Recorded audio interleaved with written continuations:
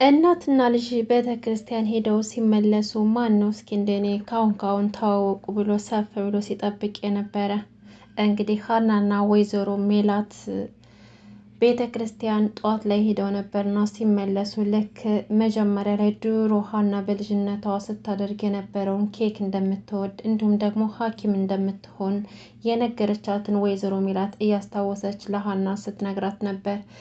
በግልባጩ ደግሞ ሀና እንግዲህ ሐኪም መሆን እንደምትፈልግ ከድሮ ከልጅነቷ ጀምሮ ታውቃለች። ነገር ግን ካሁን ታወቁ እያለን ብዙዎቻችን ሰፍ ብለን ነበር። ሰላም ሰላም፣ ውድና የተከበራችሁ የቻናል የቤተሰቦች እንዴት ናችሁ? ደህና ናችሁ ወይ? ከኔ ጋር ሁሉም ሰላም ነው። ለዚህ ቻናል አዲስ ከሆናችሁ ሰብስክራይብ በማድረግ ቤተሰቡ ነው።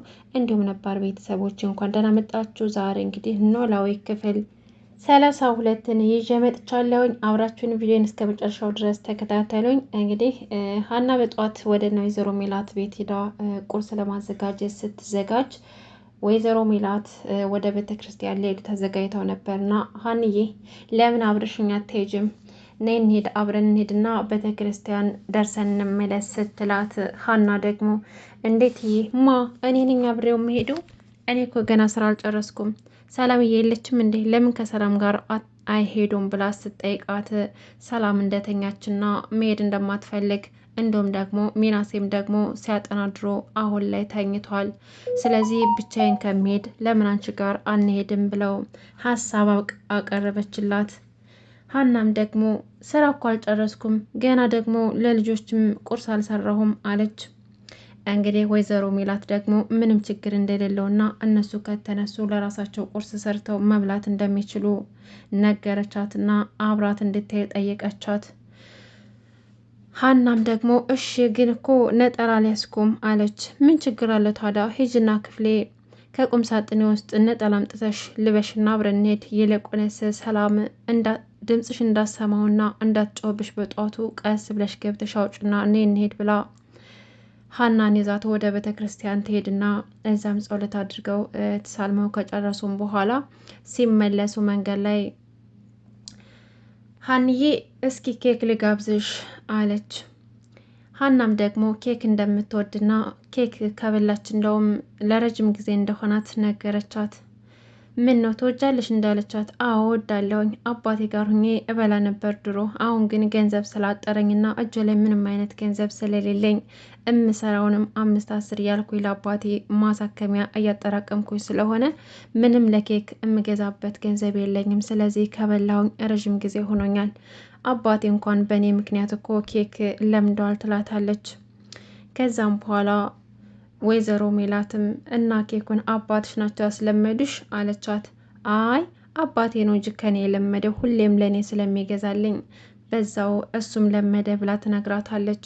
ከዛም በኋላ ወይዘሮ ሜላት ለሀና ኬክ ገዝተው ካበሏት በኋላ አባቷም ደግሞ ኬክ እንደሚወዱ ስትነግራት ለአባቷም ኬክ ገዝታ ሀናውን በጣም ደስ ብሏታል። ያንን የተገዛላትን ኬክ ለአባቷ ሄዳ መስጠት እንዳለባት ስላወቀች በቃ እትዬ እኔ አሁን ወደ ቤት ሄድና የገዝብልኝን ኬክ ላባዬ ልስጠውና ልመለስ ብላ ስትላት ወይዘሮ ሜላት ደግሞ ለምን አብረን ሂደን አባትሽን አንተዋውቃቸውም ስትላት ሀና ደግሞ እዛ መሄድ እንደሌለባቸውና የእነሱ ቤት ለእሷ እንደማይመጥናትና ሌላ ጊዜ ቀስ ብላን እንደምታስተዋውቃት ቃል ገባችላት። ወይዘሮ ሜላት ደግሞ ሀንዬ ቆይ ለምንድን ነው እንደዚህ የምትይው? እኔ እኮ ምንም እንኳን ሰራተኛ ብትሆኝም ልክ እንደ ልጄ ነው ማይሽ። እንደ ልጄ ሳይሽ ደግሞ የፈለግሽውን ነገር ከኔ መጠየቅ ትችያለሽ። ደግሞ እንደዚህ አይነት አስተሳሰብ ለምንድን ነው የምታስቢው?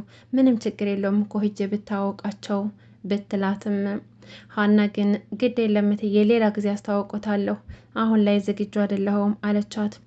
ከዛም በኋላ ወይዘሮ ሜላት እንግዲህ በሀና ምላሽና በስነ ስርዓቷ ተገረመችና እንዴት አድርገው ቢያሳደጉች ነው እንደዚህ ከልክ በላይ ስነ ምግባርሽ እንደዚህ የሆነው እያለች በሀና ትገረማለች። እናትየዋ እንግዲህ መቼ ነው የሚታወቁት እናትና ልጅ?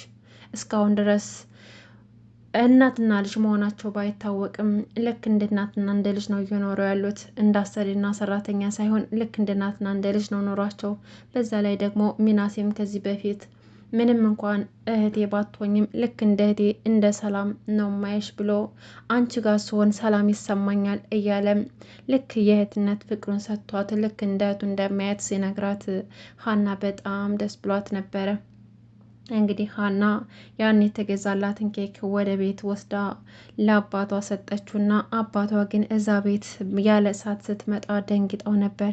ሀንዬ ምን ሆነሽ ነው በሰዓት የመጣሽው ብለው ሲጠይቋትም ናፍቀኸኝ ነው አባቴ እንዴ አባቴ ሲናፍቀኝ ማየት አልችልም እንዴ ስትላቸው እሱማ ትቻለሽ፣ ግን የሰሞኑ ሁኔታሽ ምንም እየተመቸኝ አይደለም፣ የሆነ ነገር ሆነሽብኛል አይደለም፣ ደግሞ ይህን ድንገት እየተነሳሽ ናፈከኝ የምትሆን ነገር ተይ እያለ ነገራት።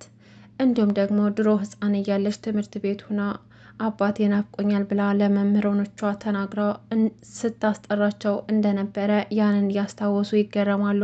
እንዲሁም ደግሞ ያመጣችለትን ኬክ ከሰጠቻቸውም በኋላ በጣም ተገርመው ነበረ። እሷም ወደ ስራዋ ተመለሰች። ከዛም በኋላ ያንን ኬክ የሰጠቻቸውን ኬክ ግማሹን በሉና ግማሹን ደግሞ ለዛ ለልጅ ይቀመጥለት ሲመጣ ይሄን እሰጠዋለሁ እያሉ ልክ እንደ አባት ስለሆኑ ለጆሮም ያስቀምጡለታል። ጆሮ እንግዲህ ዛሬ ጓደኛው ጋር ነው እና ከጓደኛው ጋር ጓደኛው ሌባ ነው። አሁንም ጆሮ ምንም ሌብነቱን ቢተውም ጓደኛው ግን ሌባና እንዲሁም የሚያጨስ ዱርዬ ነበረ። የሀና አባት እንግዲህ ጆሮና ጓደኛውን ቁጭ ብለው እያጨሰ ያዩታል። ጆሮ ፋዘርን ሲያዋቸው በጣም ደንግጦ ይነሳል። ከዛም በኋላ ይሄ ደግሞ ማን ነው ብለው ሲጠይቁት ይሄማ እኮ ጓደኛዬ ነው፣ ይኸው ተው እያልኩት የሚነግሩትን ነገር አይሰማም፣ ምክር አልሰማ ብሎ እንደዚህ ያጨሳል ብለው ነገሩት። ከዛም በኋላ ታዲያ አንተስ እንዴት ሲሆን ዝም ትላለህ? ጓደኛህን አትቆጣውም እንዴ? እንደዚህ በጭስ ታፍኖ ሲሄድ እንዴት ዝም ትላለህ? ብለው ይመክሯቸዋል፣ ይቆጧቸዋል። እንዲሁም ደግሞ ወደ ቤት ድረስ ወስዷቸውና ትምህርት ይሰጧቸዋል። ጆሮ እንግዲህ ሀሁ ፊደላት እየተማረ ይገኛል። ፋዘር እያስተማሯቸው ነው እና ጆሮ አሁን ላይ አንዳንድ ነገሮችን እውቀት እየቀሰመ ነው እና በፋዘርም ደግሞ ተገርሟል። ቆይ ፋዘር ግን ይህን እውቀት ከየት ነው ያመጡት? መቼም ትምህርት ቤት ሂደው ተምረው አይደለም፣ ፈጣሪ አድለውት ነው እንጂ እያለም የሀናን አባት ሲያደንቅ ነበረ። እንዲሁም ከጓደኛውም ጋር ሆኖ ብዙ ጨዋታዎችም እየተጫወቱ ነበር፣ ጥያቄ እየተጠየቁ ያም ጓደኛውም ደግሞ ትምህርት ያልተማረ ስለሆነ ብዙ እየተበሻሸቁም ጥያቄም እየተጠያየቁም ሲማሩም ጥሩ ጊዜ አሳለፉ። ሀና ደግሞ ከስራ ቦታ ናት ያለችው። እዛ ስራ ቦታ ሆና ግን ወይዘሮ ሜላትን ትምህርት ሰላም ትምህርት መግባት እንዳለባት ጠየቀቻቸው እና ወይዘሮ ሜላት ደግሞ በሀና አስተሳሰብ ይገረማሉ። ሰላም ደግሞ ከሀና ጋር ጓደኛ መሆን ትፈልጋለች። ሀና ግን ምንም እንኳን ጓደኛ ብትሆንም የውስጧን ግልጥልጥ አርጋ ማውራት አትፈልግም። ሰላም ደግሞ ቤስት ጓደኛዋ መሆን ስለምትፈልግ ሁሉን ነገር ታወራታለች። ሰላምዬ እኔ እኮ እንደ ጓደኛዬ ሳይሆን ማየሽ ልክ እንዴት ነው ማየሽ ብላ ነገረቻት ሀና። ሰላምም ደግሞ ይኸውልሽ ሀኒ አንቺ እንኳን ጓደኛሽ ባታደርግኝም እኔ ግን ጓደኛሽ መሆን እፈልጋለሁኝ። እኔ ብዙ ነገሬን አወራሻለሁ፣ አንቺ ግን አታወሪኝም ብላ ቅሬታዋን ታቀርባለች። ሀናም ደግሞ እንደዛ እንዳልሆነና ከጓደኛም በላይ ልክ እንዴት እንደምታያት ነገረቻትና በቃ ስራ ላግዝሽ ብላ ሰላም ሀናን ስራ ታግዛታለች። የወይዘሮ ሜላት ጓደኛ እንግዲህ ስልክ ደውላ ጎረቤቷ እንደሞተና ለቅሶ መምጣት እንዳለባት ለወይዘሮ ሜላት ትነግራታለች። ወይዘሮ ሜላትም ደግሞ ጎረቤታቸው ለሷ ባለውለታዋ ስለነበረ ቀብር ስነ ስርዓቱ ላይ ሄዳ ትገኛለች። ከዛም በኋላ ጓደኛዋ ለምን ቤት አልወስድሽም ትላትና ጓደኛዋን ወደ ቤት ታመጣታለች ማለት ነው። ጓደኛዋ ደግሞ በሷ ህይወት የምትቀናና የሷን ለውጥ የማትፈልግ አይነት ሴት ናት። በጣም ባላት ነገር የምትቀናባት ናት። እቤትም ከገቡ በኋላ በቃ ያችን የምትወጃትን ምግብ ልስራልሽ ስትላት ምንድን ነው የምወደው ገንፎ፣ አሁን በደክሞሻል ስትለፊ ነው አልሽው፣ አሁን የተገኘውን አምጭና እንብላ እያለ ስትላት ደግሞ አንቺ ከምትሰሪው ሰራተኛ የለሽም እንዲ ያለቻት፣ አይ ሰራተኛ እንኳን አለ ለአንቺ ለውዳው ጓደኛዬ በእጄ ልስራልሽ ብዬ ነው እንጂ ስትላት ድንገት ወይዘሮ ሜላት ወደ ክችን ሄደው ምግብ ሊያመጡ እንደሄዱ ገንፎ ሊሰሩ እንደሄዱ ሀና ትመጣና የወይዘሮ ሜላትን ጓደኛ ሰላም ትላታለች። ሰላምታ ከተቀያየሩ በኋላ እኔ ምልሽ ማንሽ እያለች ስታናግራት እኔማ ሰራተኛ ነኝ ብላ ስትነግራት ማመን አቅቷት ነበር። እንዴት ሜላት አንቺን ታሰራሻለች? ምን አይነት ድፍረት ነው? አንቺ እኮ ልዕልት ነው የምትመስለው። ይሄን ውበትሽን እንዴት ክችን ለክችን ትርመጠመጫለሽ? ወደ ውጭ እኮ ወጣ ብትይ እኮ ስንቱ ሀብታም ለሀጩን ያዝረከረክብሽ ነበር። እንዴት እንደት ታደርጊያለሽ ሜላት? እንዴት እንደት ታደርጋለች? እያለችም ወይዘሮ ሜላትን ስታጥላላ ሀናም ደግሞ ሰው ከወደው አይደለም ሰራተኛ የሚሆነው፣ እኔ ደግሞ ስራዬን ወድጀው ነው የምሰራው፣ ለምንድን ነው እንደዚህ የሚሉት? እያለችም የወይዘሮ ሜላትን ጓደኛ ስትናገራት ነበረ። ወይዘሮ ሜላት እንግዲህ በቅንነት ጓደኛዋን ወደ መኝታዋ ክፍል ድረስ ይዛት ሄዳ፣ ጓደኛዋ ግን በቅናት ቀጠል ብላ ነበረ። እንዲህ እንዳንችማ ጠንቋይ እየቀለቡ ብዙዎቹ ሀብት በሀብት ላይ ይደራረብላቸዋል። የኛ አይነቶቹ ነን እንጂ ወይ ከኃጢአቱ አልሆን ወይ ከጽድቁ አልሆን መሀል ላይ ሆነን ዝም ብለን የቀረ ነው እያለችም ስታሽሟጥጥ ነበረ። በቤቷ በሁኔታዋ በኑሯ በጣም ቀንታባታለች። እንዲሁም ደግሞ የድሮውን ነገር እያስታወሰች የዛኔ እኮ እኔ ስትለምኝ ነበር፣ ዛሬ ግን ጊዜ ተቀይሮ አንቺ የበላይ ሆንሽ፣ ልጅ በልጅ ላይ ሀብት በሀብት ላይ ተደራረበልሽ እያለች የወይዘሮ ሜላት ጓደኛ በጓደኛዋ ላይ ስትቀናባት ነበረ። ነገር ግን የሀናን ሰራተኝነት ምንም ልትቀበላት አልቻለችም።